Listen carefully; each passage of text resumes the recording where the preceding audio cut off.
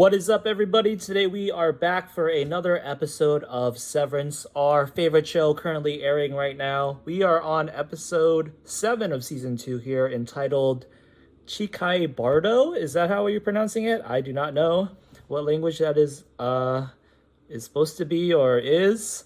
So we're not even gonna attempt to try to guess. The description I'm seeing here, it just simply says an old romance intersects with a deadly present threat. I'm not even gonna try to speculate on what that is about either. Just gonna enjoy the ride here. Before we jump into the actual episode here, I do want to recap a bit. There were two things that I didn't catch in the last episode that were fairly pretty obvious. One was that it was pretty implied that Miss Huang was the one who anonymously, quote unquote, ratted out on Milchek during his performance review about the paper clips and like the two wordy words or whatever. I was editing reactions for both episode 5 and 6 consecutively, and when you rewatch episode 5, which wasn't, yeah, episode 5, the episode before that one where that scene happens, it was very obvious from the scene there that it was Miss Huang, because they were talking about when she like asked if she can ask a question, and then he kind of disses her when she doesn't really ask a question, and then she goes, "Isn't your performance review today?" And it's like, that was a question. So yeah, she was obviously throwing some snark in there, and it was like implied that there was an extra snark in there because she knew what was going to happen in his performance review, because she sent in that anonymous complaint or whatever.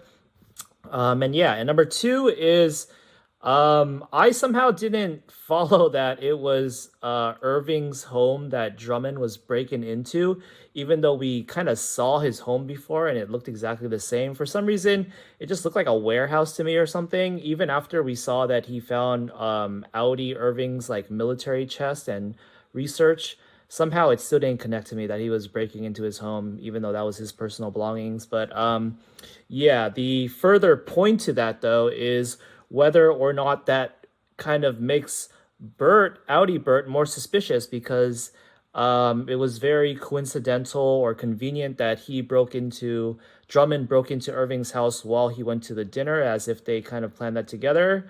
So yeah, with that interpretation, it's not looking too good for Audi Bert here in terms of his morality. So he is definitely a notch up in the sus radar for us now, even though I don't necessarily want that to be true. One more thing I want to comment on before we jump into the episode here is, while I was editing the past two episodes, our reaction to it, I feel like my new theory now, I kind of need a new main theory, at least one theory to hold on to, now that they crushed my hopes with the previous theory I had, in which Bert and Irving were like ex-military buddies. Now that that's out out the window, my main theory that I'm just gonna um, veer towards, just for the heck of it, is that Milchek will have a what is it? Turning over of a new leaf, redemption arc. I was editing the reaction for episode 5, I believe, and just the tone of the scenes, when you rewatch them with some extra context, it just feels like it's the writers or the show creators kind of having very well intention of foreshadowing that he's gonna turn. I think just the scene with him asking Natalie about the paintings, this whole series of events he's going through in which he's being conflicted about his status in the company. But I think the one that made me really want to attach to this theory is when he was getting roasted in his performance review, and they were like blaming him for all the things he was doing, even though it wasn't his fault, which I expressed in the reaction. He had this wording where they were like calling him out for doing the kindness reforms that didn't even work, and he was like, "Yeah, I did that because I'm not Harmony Cobell," and it just made him kind of like frame himself as a boss or a higher up in the company that is nicer than Cobell, and in turn, I feel that just means that he's going to be nicer than all of the higher ups, because they're all pretty sick and twisted. So yeah, that wording alone was kind of like, huh, he kind of sees himself as more kind than the rest of the higher ups, which kind of foreshadows that maybe he's not going to gel well with them at all. So yeah, that's going to be my new main theory that I'm going to hold out hope for. I know already that a big part of this fandom really loves Milchek's character, even though he's like evil. So I'm sure everybody would, not everybody, but a lot of people would love to see that. So with that all said and done, now we're going to jump right into the episode. Season 2, Episode 7 right here, CHIKHAI BARDO. So I am pressing play in 3, 2, 1. Let's go, guys. I'm really excited. I am also really hungry right now, though, because I haven't eaten all day, so we're going to eat some dinner after this, so that might influence my reaction a bit because of how excited I am to eat after, too, but maybe it'll just make me feel more in tune with Mark and his reintegration because he goes through his little cravings, too. So we are outside with a unusual for the show shot of a lot of normal people. That girl looks like she was cosplaying Luffy. And it's fucking GEMMA! Let's go! Oh, this is probably at the university that she and Mark both taught at. I forget, what did he teach like Greek literature or just like literature in general? Oh man, this is surreal seeing them together. Normal circumstances. Dishen, is that her name, the actress? Finally get some time to flex. What do you got there? Sorry, what do you got there? Oh, is this their first meeting? Me? Well, They seem like they obviously don't know each other already.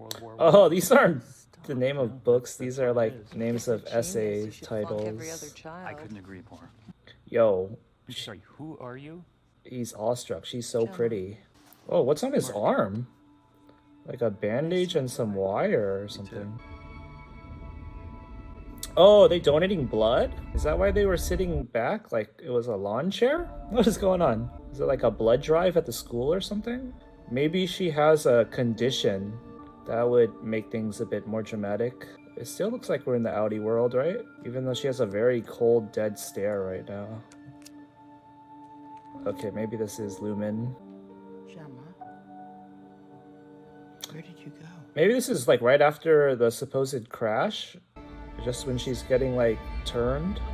Oh, they're gonna leave us in mystery about that. Or maybe that is... Wait, that's Helly's hair, isn't it? What? That hair looked hella red. What is GEMMA? This kind of looks like the lighting of the picture she was in. Like tending to a garden or something? Your brother's reintegrating. No, he's not. She already knows what that means? I can tell that you're smarter than me, so forgive me if I say this like super plainly. I will throw you off a fucking bridge. Devin's dialogue is We don't really do good. that again. It's settled fucking law, lady, okay? Just accept it. Like even when she's panicking and in her nerves, she still What he wants talks is to know whether Gemma's alive She or is. not. in a very signature way to her character. Please don't mess with me. She is alive. Oh, this is juicy. I want to, yeah, it's worthwhile seeing her reaction to hearing this news for the first time as well. Opening theme? Dun. Okay, we're back to this scene. Lumen, it says Lumen on the gear, so maybe she's like, she's in like a amnesiac from the crash, if there really was a crash. Well, yeah, Mark said he saw the wreck and like her body burn or some shit, but that could have been a cover-up. Was he like 50 pages. in the car with her? Well, there has to be a point to this, right? That they're kind of showing that she's going through some kind of procedure. If you were caught in a mudslide, would you be more afraid of suffocating? Or That isn't the traditional, just like shooting the severance pill Drowning. into your head, right? Or maybe this is just like a pre-diagnostics thing? Shit. She cussed? Okay, this is getting kind of eerie. Is it like, what if she was part of Lumen all along? It's kind of what I'm low-key sussing. What if she was a plant to recruit Mark in the first place? What is this outfit? Allentown.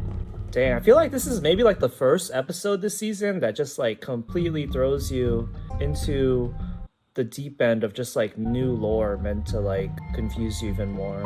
Yeah, dude, this is crazy lore expansion going on right now.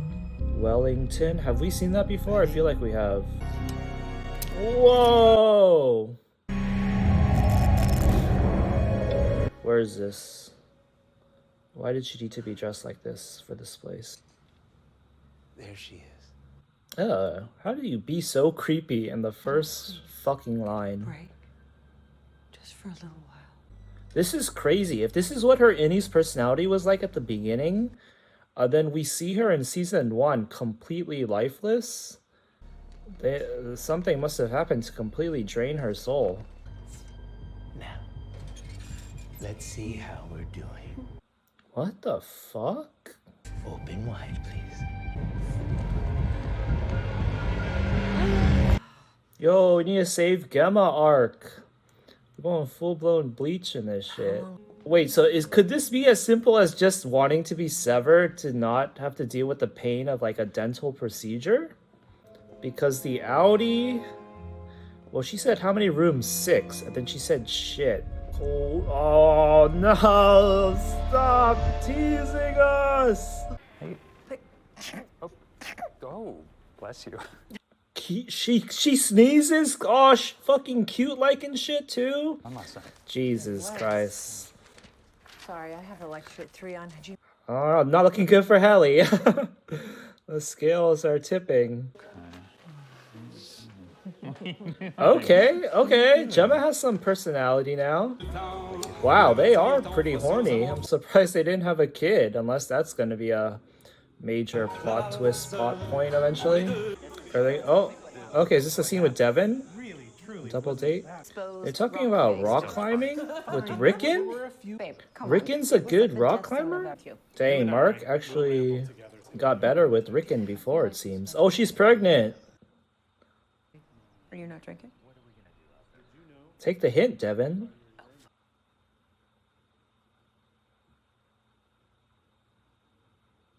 Wait, did we already know this? That she... Did they mention that she died with a baby?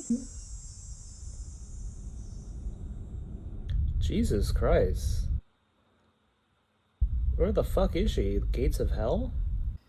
Of course I just realized, of course we get a freaking Gemma episode right after the biggest development between Mark and Helly's relationship.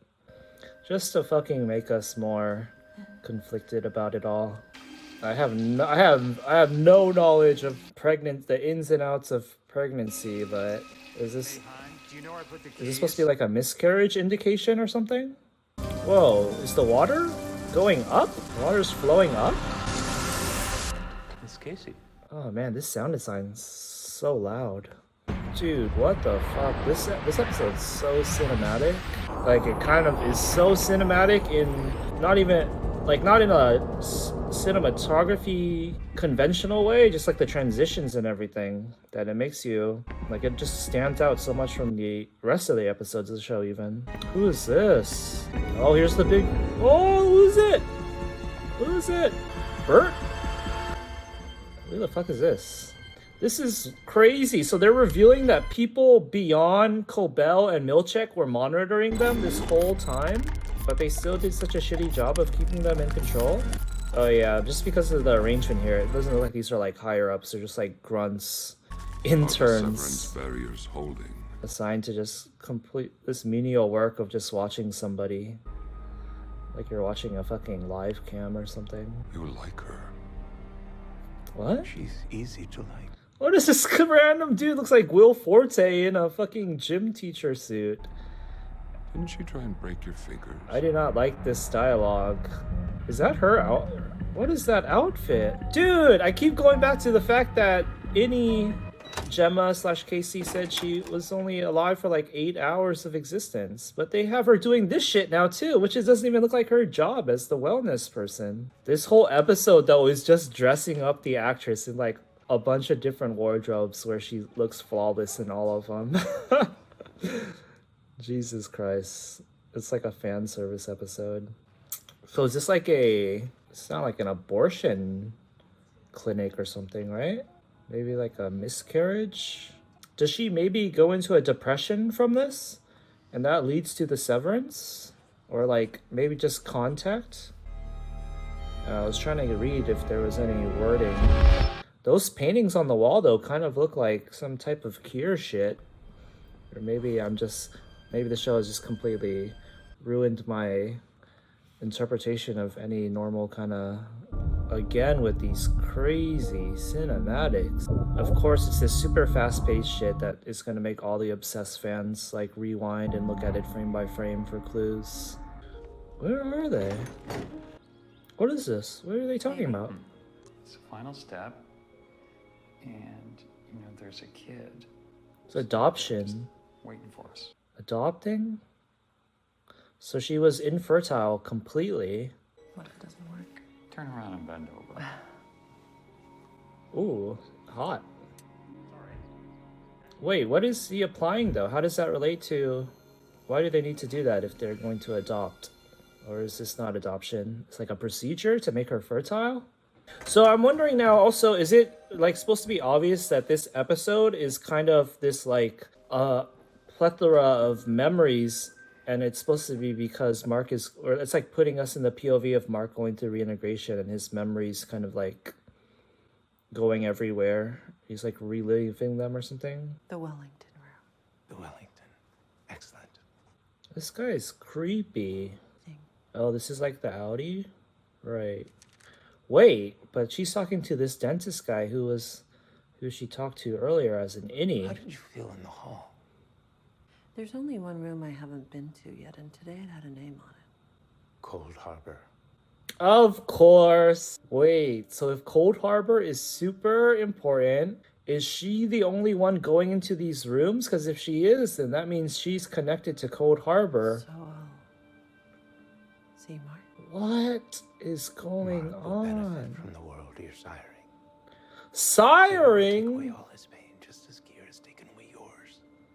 Oh my god, this goes all the way to the top. Holy shit, so these scenes right now might be in like the real time or present time. What the fuck is going on?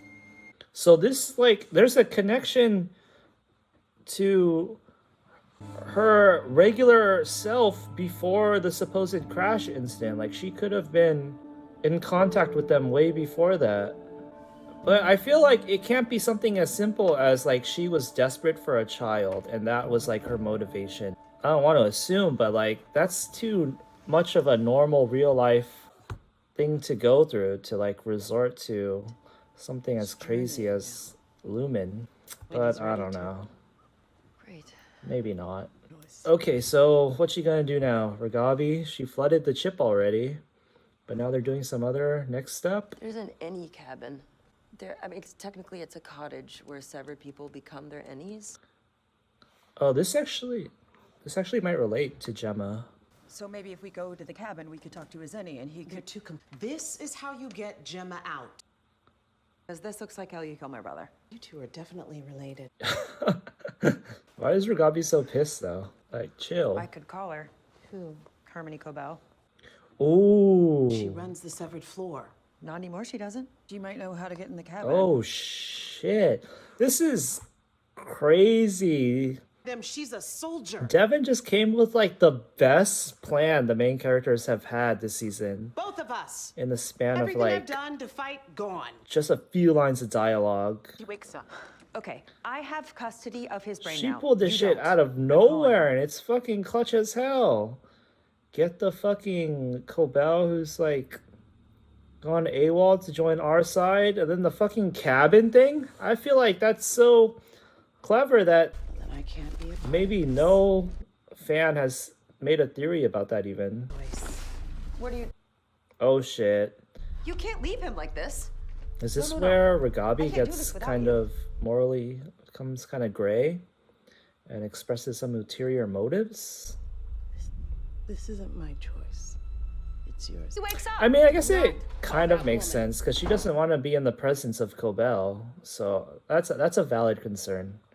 So yeah, it's a valid reaction maybe. Devin and Cobell kind of have a rapport already too. CHIKHAI, Bardo.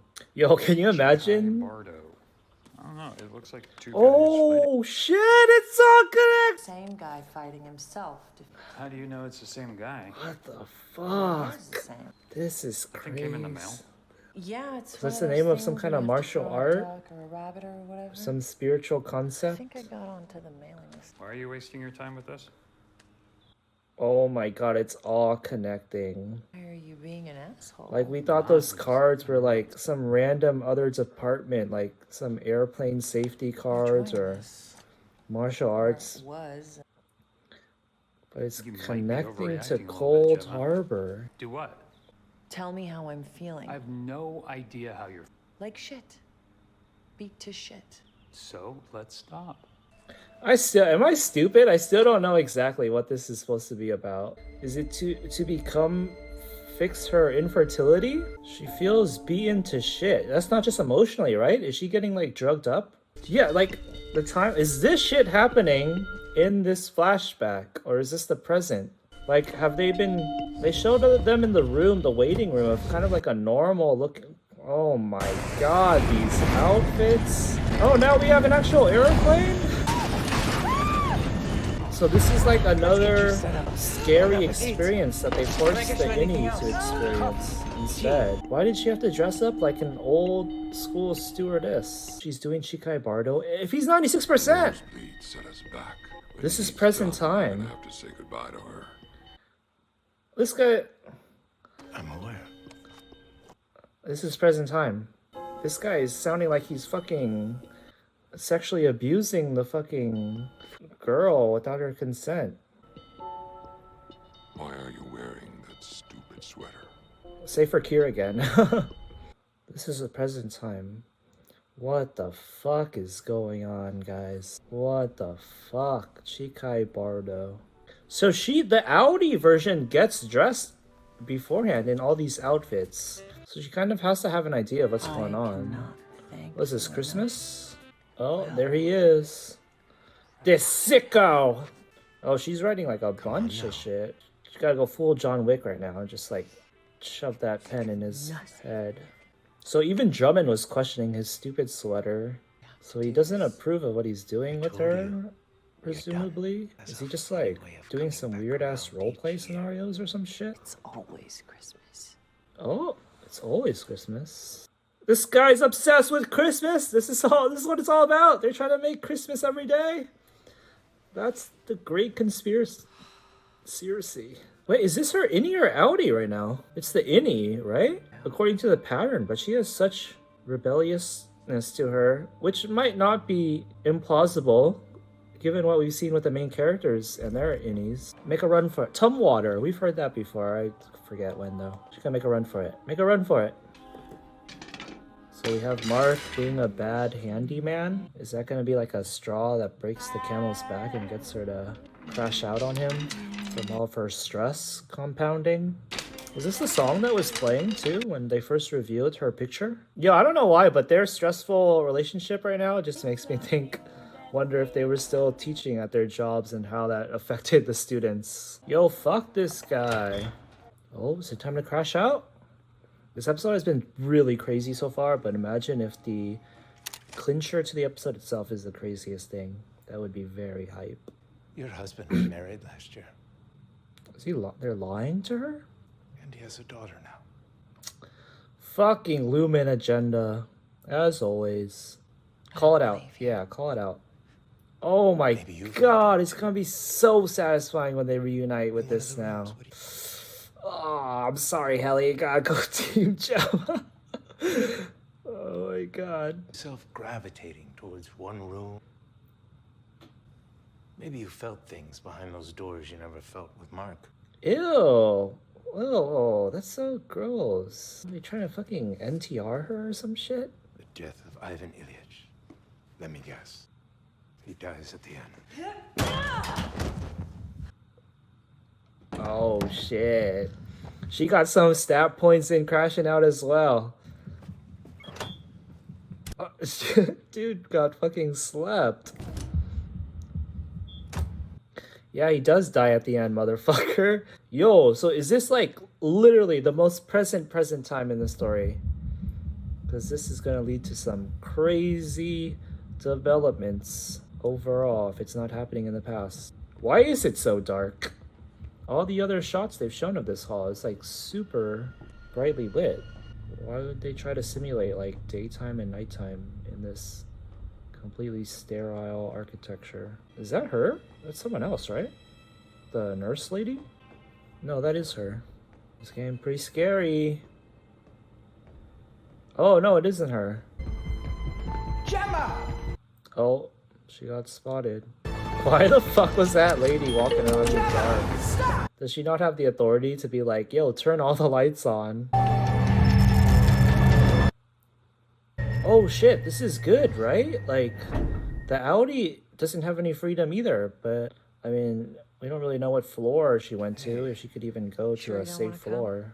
floor. It's charades.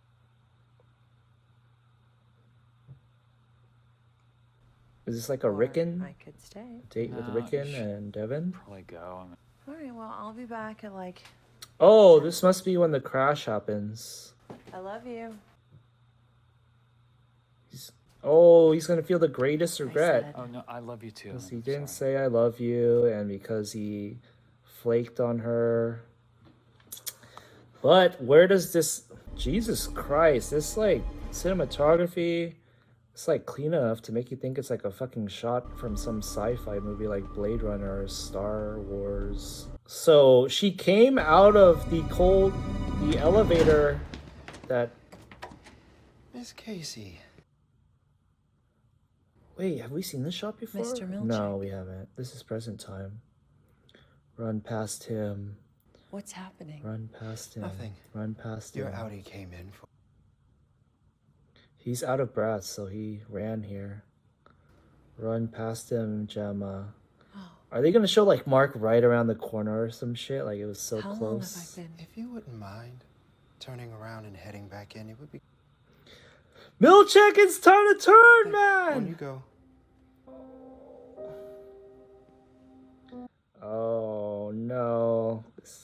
The tragic... How much this hurts after all she went through.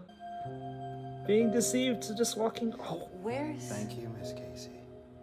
So Milchick knows how important Miss Gemma is to... Is this the hall? As I was saying, this is the hallway that Irving was drawing, I'm assuming? That means Irving knows... Like, he knows all the way about this stuff. And I feel like this episode's gonna end in the car crash. But it had to be an inside job or a cover-up. This is gonna be like police coming to his house or something? To report the death? Here, police? Just press the button again. Press the button again. Oh no, they're gonna be right outside the door. Just do a Sparta kick to her right now and press the button again. Fuck. Oh, there we go. This was like a whole movie, dude. It makes me think of those like movies where the guy has to save his wife. Is this drama enough to make us think that she is the better fit for Mark when we've seen than Helly, when we've seen Helly and Mark kind of gel arguably more on a like personality level without the like theatrics and drama. Not that that really matters, because we just gotta save her ass, man. We gotta go down there and save her. This happened so close to the present time, so she doesn't have to wait that much longer, hopefully, because Milchick was in his like cool fucking jacket that he didn't start wearing until this season.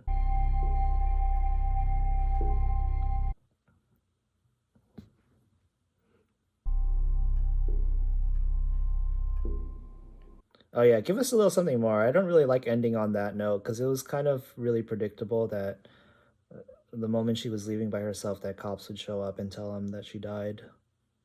So yeah, I need a little something more than that.